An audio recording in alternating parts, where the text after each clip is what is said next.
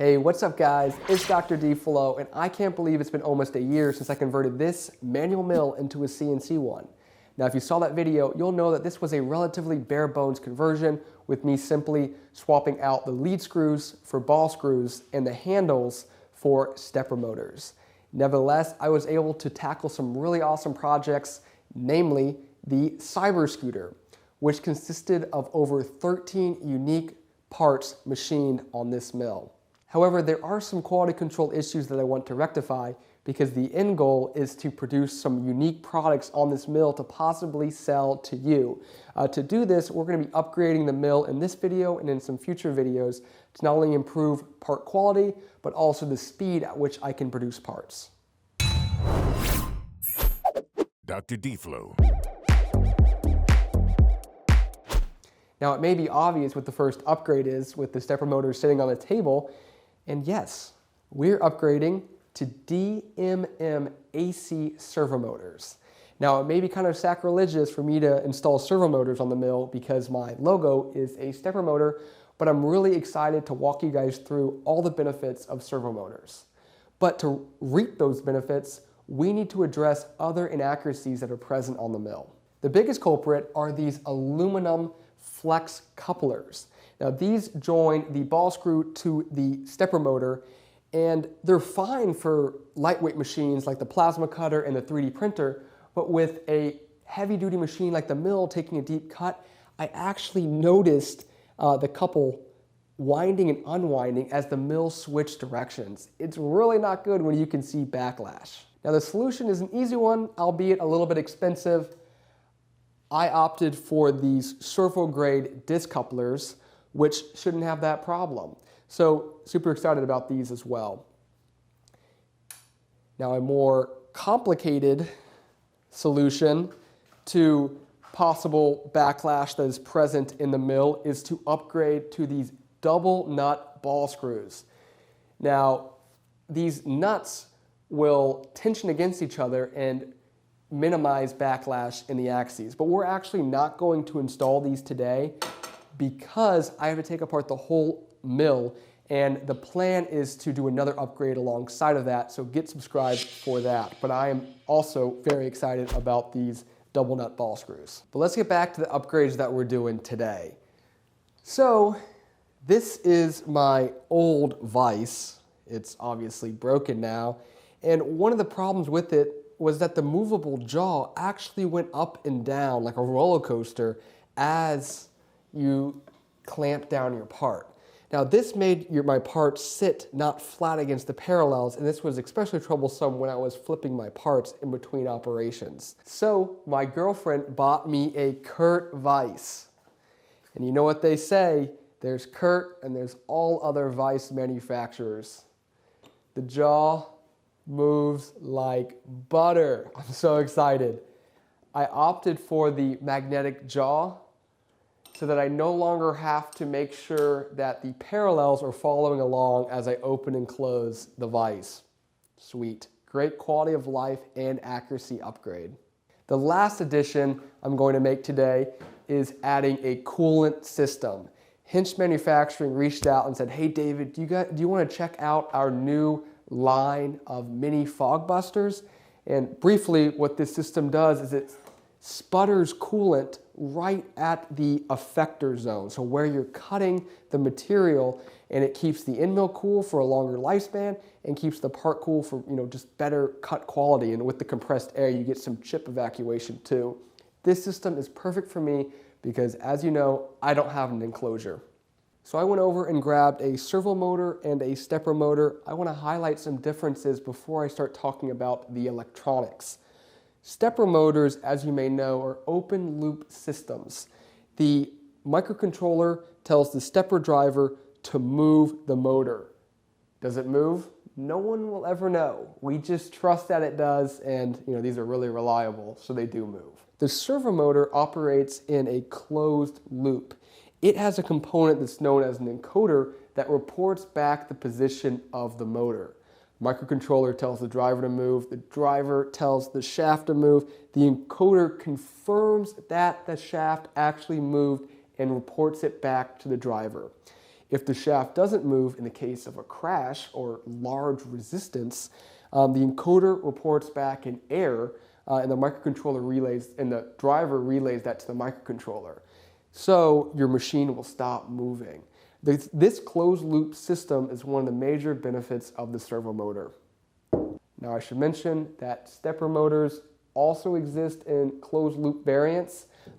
So you don't have to shell out all the cash for a servo motor to get this closed loop feedback.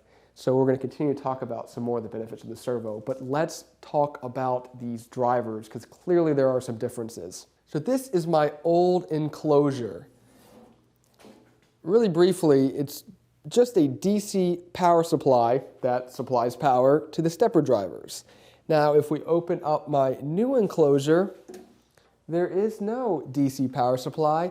That's because the AC servo drives take AC power.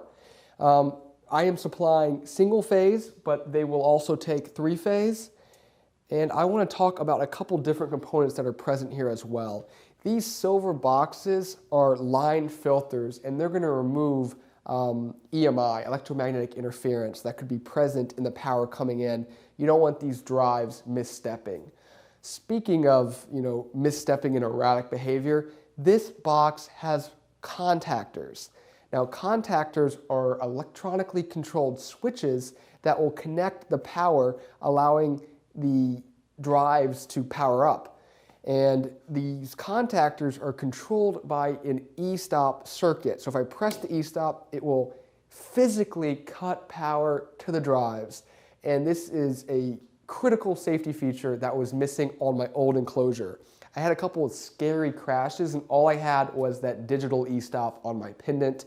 Here, I can immediately cut power to the drives, physically. Now, once you wire the drives for power, you just connect the motors and the encoders, and then really getting data from the Mesa 7976E, which is the microcontroller I use because I use Linux CNC, is simple. You just need to send a step in direction to each drive, as well as receive an alarm state so that if the motor stalls, the Mesa board can detect that.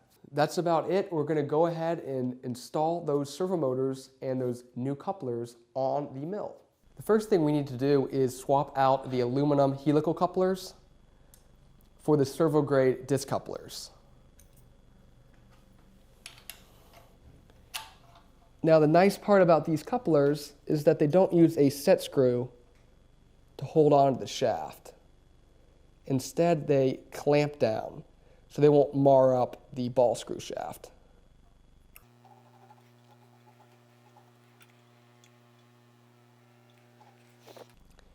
Both the Y and X axes will use couplers. The Z axis uses a pulley and timing belt.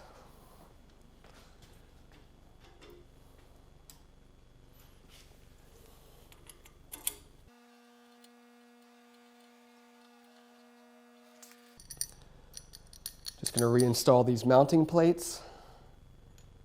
The nice part about these servo motors is that they have the exact same form factor as the stepper motor. So they're going to drop right into my existing motor mount plates.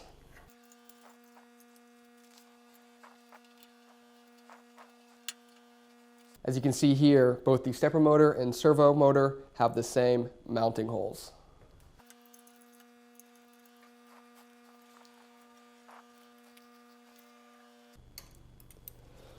All right, that's the y-axis. The x-axis uses the exact same motor. While I'm installing this motor, I want to talk about another benefit of servo motors, and that is that they don't suffer from resonance. Now, stepper motors, while they're very powerful at low speeds, they also vibrate. Now, this vibration comes from something known as ringing, where when it takes a step, it slightly overshoots the desired position and it gets drawn back. Now, at certain RPMs, this ringing can become amplified, and not only will the motor vibrate, but the whole mill will vibrate. Here you can see when I'm probing this part at low speeds that there's a lot of vibration coming from the motors. Servo motors, on the other hand, are basically vibration-free and they move super quietly. The other benefit of the servo motor is that they're efficient. Unlike stepper motors, they don't draw current independent of load, but they match the amount of power they need to how much weight they're moving.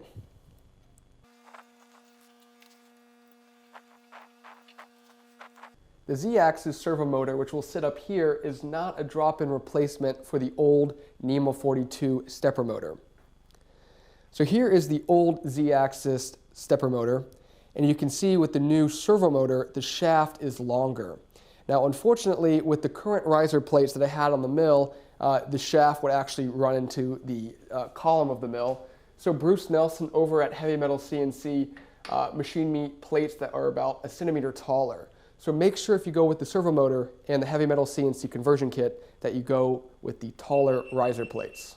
There's one thing you have to be wary about when converting from servo to stepper motors when it comes to the Z-axis, and that is the tendency of the spindle head to want to crash into the table. Right now there's no motor, but these screws are pushing into the gears, preventing the head from falling. But usually when I cut power to the mill, the detent torque of the stepper motor, it's very hard to move the shaft even when it's not receiving power, prevents the ball screw from spinning freely. So whenever the mill loses power, the natural torque of this motor prevents the head from falling. Now the shaft on a servo motor without any power actually spins quite easily. So my concern with installing a motor like this on the Z-axis would be that when you lose power, the mill is going to crash into the table. Now the solution for this is to use a servo motor with a spring set brake. And basically, these are the same motors, but you can see there's an extra module here at the end of the motor. And what's in here are springs that are forcing a plate that's pressing into the rotor, which prevents it from spinning whenever the motor loses power. Now, when power is supplied to the brake, an electromagnet becomes active, which pulls that plate away from the rotor, allowing the shaft to spin freely.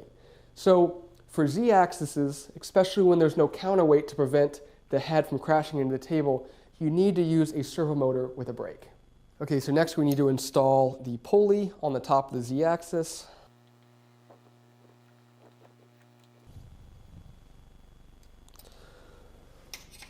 Okay, time to put the motor on top.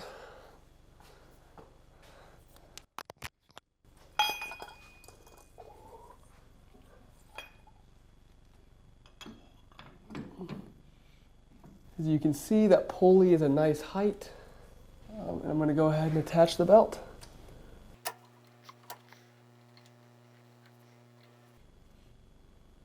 Okay, now I need to grab my ladder.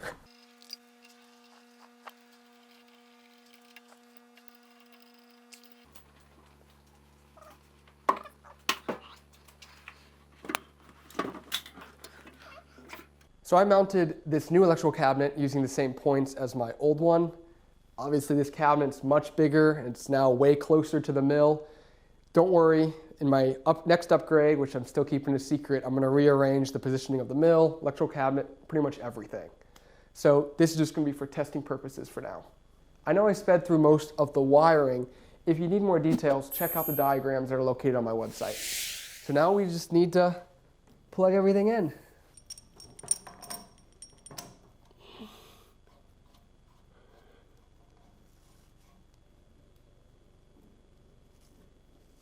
So the brake is connected in the back of the Z-axis motor.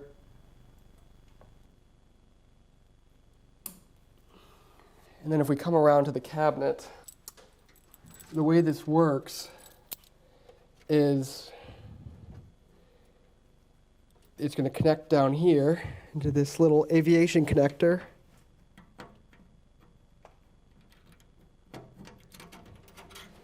And whenever the Z-axis drive, which is right here, turns on, it'll flip this relay, sending power to the brake. And that will disengage the brake.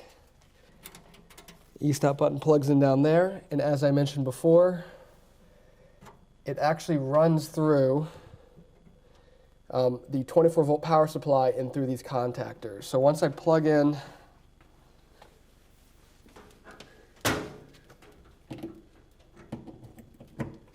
the machine, the only thing that turns on right now is the Mesa board.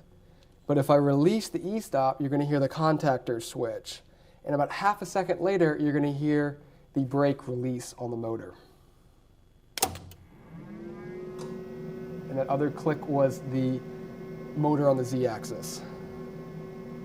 So, like I said, this controls everything, and I'm going to mount it right here.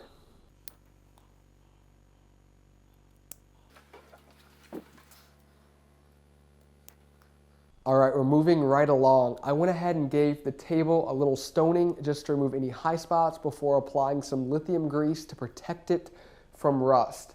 I then slapped down my brand new shiny Kurt vise, and I'm very excited to make parts.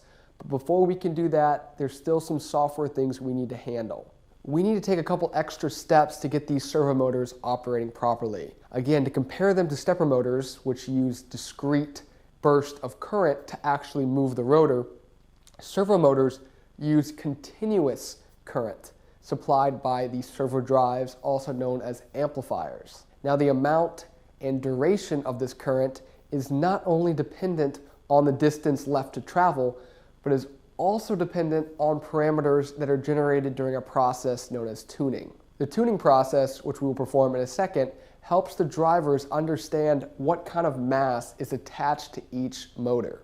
Clearly, a heavy object like this table will require a lot more power to move and more time to accelerate and deaccelerate than something that is a lot lighter.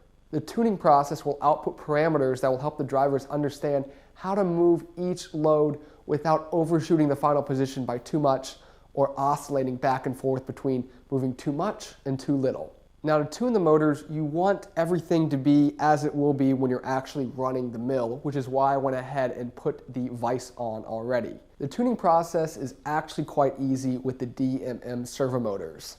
I have this USB cable that I will plug into one drive at a time, and the other end will go into my PC, which I will run the tuning software. So first we'll start off with the X-axis drive, which is this one on the bottom.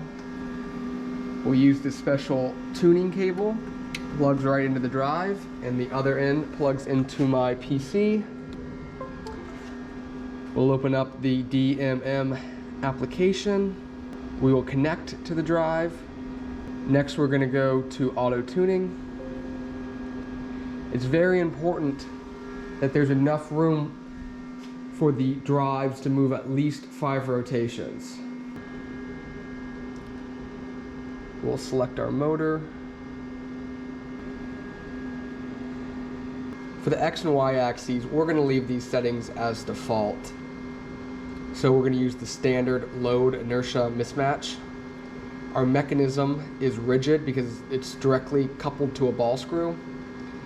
And I'm going to go ahead and turn the torque filter on standard just to make sure we don't have any resonance. And then after that, we just start the tuning process.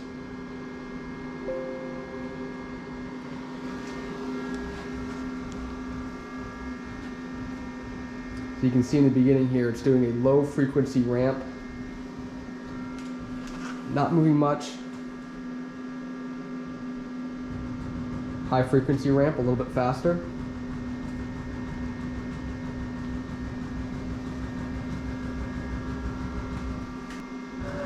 I can already tell these motors are going to be so much more quiet.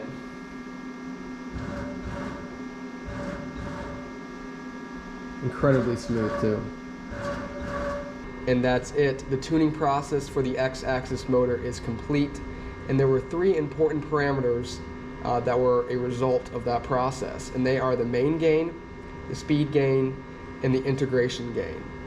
Now the main and speed gain are going to increase with loads of higher inertia, so moving really heavy masses. The integration gain, which is a metric for servo stiffness, where a higher integration gain would be best for high acceleration, rapid movement performance, would be decreased with heavier loads. We're going to repeat this process for the y-axis. I'm going to do it off camera because it's basically going to be the same thing. Oops, I almost forgot. We need to switch this servo motor back to pulse direction mode because that is the command that the controller board is going to send to the driver. And that finishes up the y-axis. The parameters are very, very similar. And finally, we'll switch the tuning cable to the z-axis drive. Now the z-axis is a little bit different than the other two axes because the servo motor does not drive the ball screw directly, but instead there's a timing belt in between the two. Now what that means is when we go to tune it, first off we have to select this big boy motor, this 1.3 kilowatt with brake. We will keep the inertia mismatch to standard. The load mechanism selection, it's not going to be rigid, but it's going to be a belt mechanism. Now belts are less responsive, so this is going to have a direct impact on that integration gain we saw before. I'm going to change this to standard. We are going to start the auto-tuning process. I'm a little nervous because that motor is so big.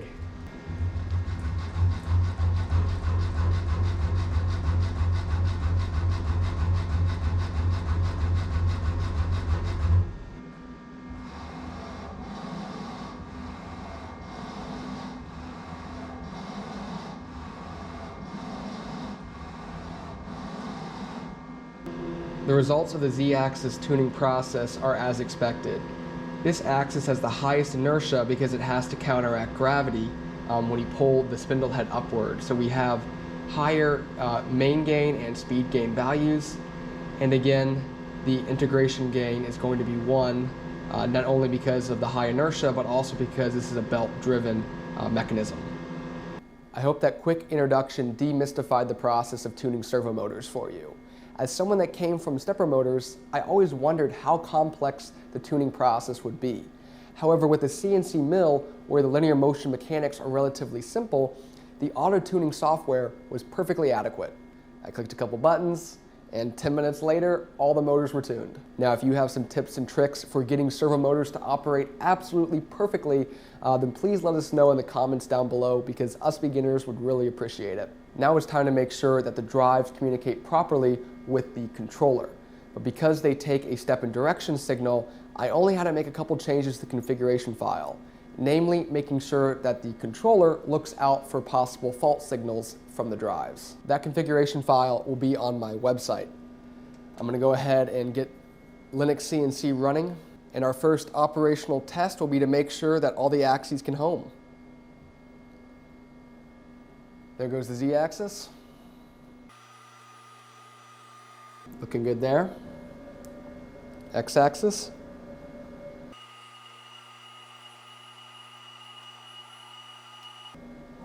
Y-axis.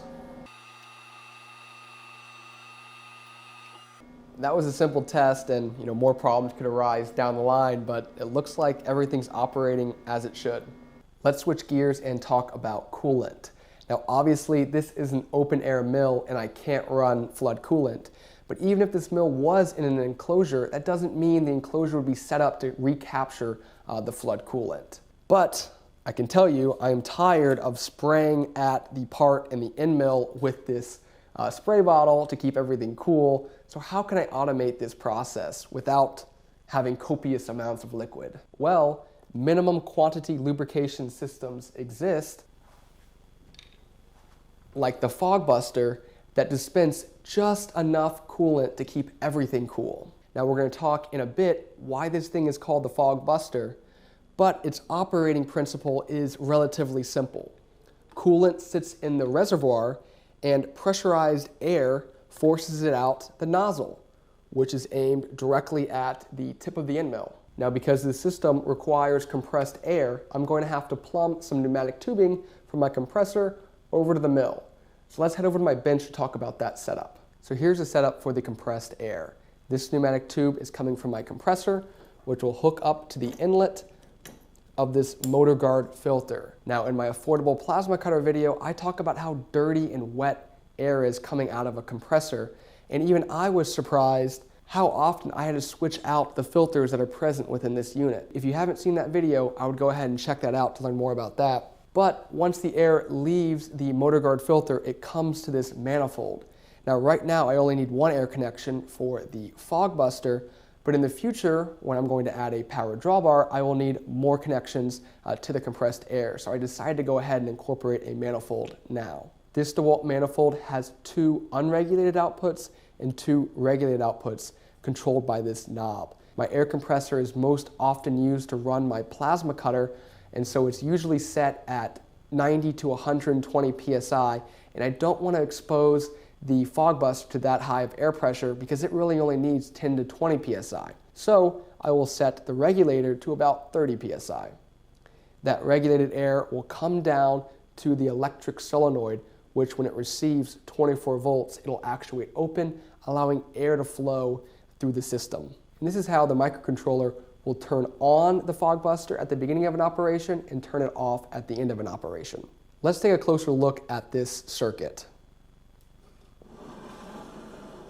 So here I have a breadboard that's being supplied 24 volts of power. It's got some components on it that are interfacing with this relay. Now this relay may look funny, but it's really just tall and skinny and able to sit on a DIN rail. That's the only thing unique about it, and every other aspect is just a normal relay.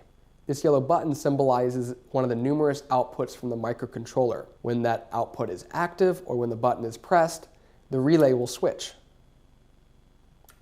Now the connection to the solenoid is hooked up to the normally open terminal so that it only receives 24 volts when the button is pressed or the output's active. So if we hook up the solenoid, press the button, you can hear the solenoid actuating. So if you're watching this video, you're probably already aware of a simple relay circuit, but I want to draw your attention to this diode.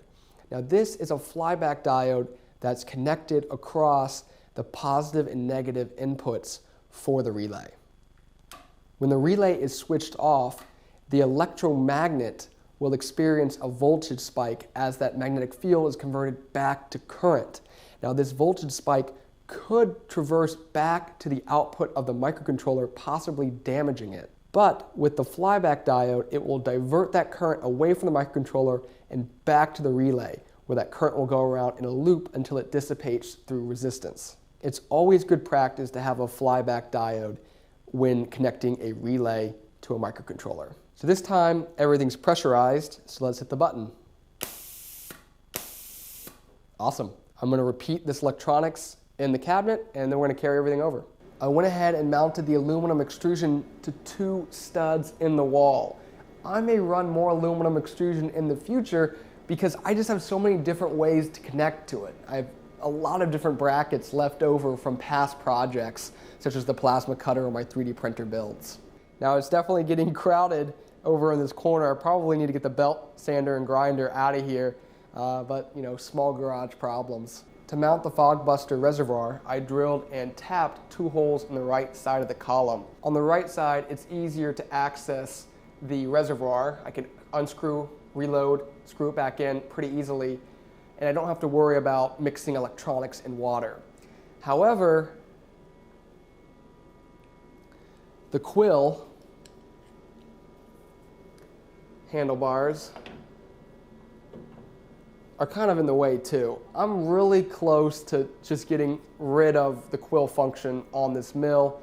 It's nice to be able to do some manual drilling every now and then, but I've been doing less and less of it. So for now, I'll probably keep the handles off. 2 tubes go from the reservoir to the nozzle.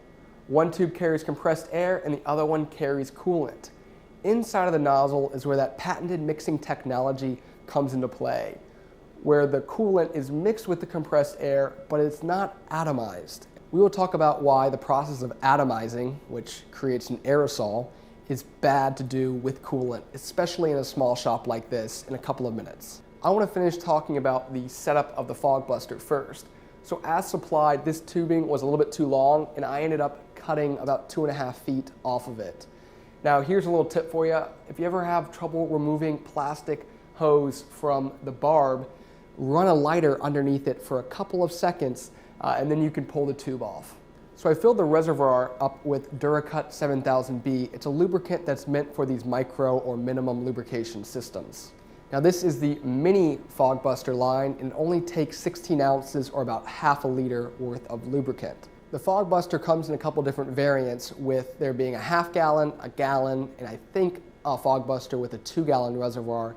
But the nice part about having a smaller reservoir is that it'll be more responsive to turning on and off the air pressure because there's less volume that needs to be pressurized. Most of my cutting operations are pretty quick, so I think that this is going to be more than enough, especially when you see just how little coolant actually comes out when this thing's turned on. So over here we have my Pro Basic Linux GUI, with there being a button called Misc. Now that button is connected to the output pin, which is connected to the solenoid. So when I click that button, it will trigger the relay, which turns on the solenoid. Now the amount of coolant is controlled by this needle valve.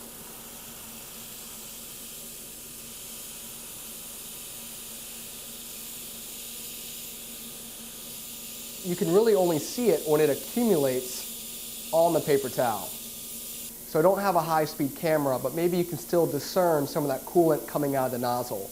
Let me go ahead and turn it off so we can talk about atomizing.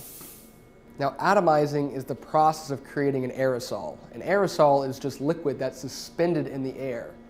And that's bad because if it's in the air, then it's not on your part, and that's just a great way to waste coolant, especially when you've got flow rates that are this high. Also, if the coolant's in the air and you're operating the mill, you're most likely breathing in that coolant, especially in a small shop where when I put a little WD-40 on the part when I'm cutting and the smoke literally rolls out of my garage when I open up my garage door, you don't want to be atomizing coolant. So the way that the FogBuster works is it creates droplets that are small enough to fly at the part, but big enough that they don't become suspended in the air. We got the servo motors installed, the coolant's ready to go. It's finally time to make some parts, and I've got a great first project. So because the side of the spindle head's kind of textured, magnets tend to slide down them pretty easily. So I'm going to make a permanent mount for the nozzle so that when I position it, it doesn't fall away. Typically when I make small mounting brackets, I will use a thicker than required stock material, cut out the entire side profile in one operation, and then flip over the part and cut off the excess material that was held in the vise. Now this is by far the easiest way to make a part, but it doesn't tell you much about the accuracy and repeatability of the mill's linear motion and work holding. So I'm going to make this part the hard way, by cutting out the top half of the part in one op and then flipping it over and machining the back half. The parting line that will be present on the side of the part will be an indication of how well everything is aligned. Now for this type of operation, it's not recommended to use a vise, even a Kurt vise, because the slightest amount of rotation in the vise will be compounded twofold when you flip the part over. Also, the crushing force of the vise can distort the part, especially as you remove material from the stock. Usually you want to use a special mounting plate that has dowels which register to features machined in the first operation. But that would be extremely overkill for this part, so we're going to make do with the vise.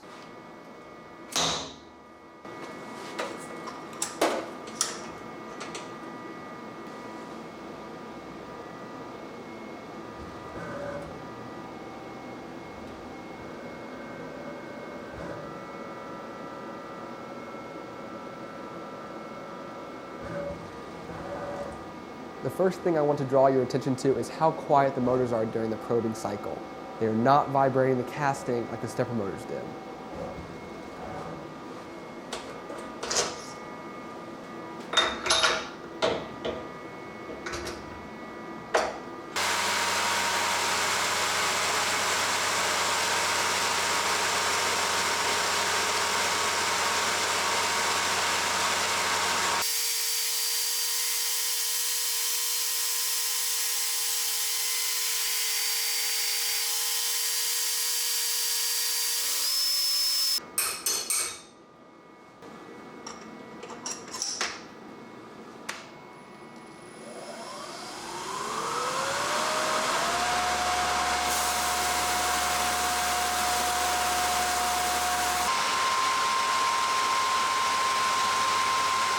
After facing the stock, I'm using a slotting operation to create 2 slots for Z-axis adjustment of the nozzle. I am using conservative speeds when it comes to the cutting operations because these servo motors are at least twice as powerful as the stepper motors that they replaced, and I would prefer not to figure out how much force is required to stop the motors from turning. With a lot of these adaptive tool paths, the mill spends a lot of time retracting the end mill and moving it to the next position. If you're new to CNC motion, these non-cutting movements are typically called with a G0 command, which results in a high velocity movement known as a rapid. Even if you use low cutting speeds because your mill lacks rigidity or the spindle can't output enough RPM, you can speed up machining times by having quicker rapids. And with servo motors, you can easily rapid at 400 inch per minute or 10,000 millimeters per minute on a mill with dovetail ways. Technically, these DMM motors have a max RPM of 3,000 when supplied 120 volts and 5,000 when supplied 240 volts. But those speeds would require linear rails, a larger diameter lead screw to prevent whipping, and very careful motion planning because a crash would be disastrous. After this part, I will increase the rapids to about 200 inch per minute or 5,000 millimeters per minute. The FogBuster has been great for this part. The compressed air is strong enough that it clears the chips out of the way of the cutter without blowing them clear across my garage. With the coolant adjustment, I've come to realize that less is more. Just having the needle valve slightly open to allow a small portion of coolant to mix with the compressed air has been more than enough for keeping the end mill cool. Low coolant usage also means that even this mini FogBuster reservoir will last a really long time. Now, I haven't gone through a whole reservoir yet, but I'm thinking about 10 to 15 hours of cutting time at my current coolant usage. The center hole will be tapped for a 1032 bolt.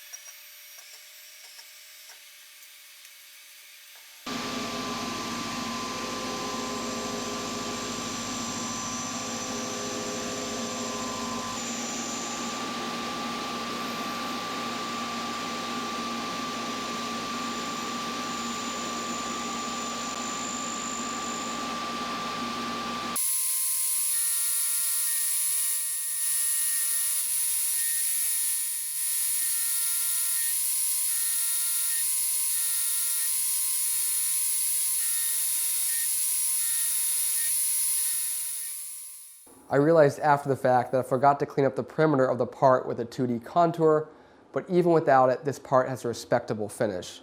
That parting line is barely noticeable, just slightly protruding on the far edge, which I would think would be from that slight rotation in the vise. To finish up this part, I 3D printed some inserts for those 2 big holes in the bracket. The inserts will hold magnets, which in turn will hold 2 hex keys. One key for adjusting the placement of the FogBuster nozzle, which is accomplished through loosening and tightening a series of set screws, and another smaller key for adjusting the concentricity on my probe, which I do from time to time. I just need to mount the bracket to the mill, and that was a quick and easy project. Before ending this video, I'm going to quickly make one more part to showcase higher rapids that I have set in the configuration file for the mill. This part requires a lot of drilling, so there will be plenty of G0 moves. The X and Y axes are set to 200 inch per minute, and the Z axis is set to 100 inch per minute. At first, I had the Z-axis set to 200 inch per minute, but the end mill came down so fast at the beginning of a cut that I hit the emergency E-stop button a couple times, thinking that the mill was going to crash. I'm much more comfortable at this lower speed for the Z-axis.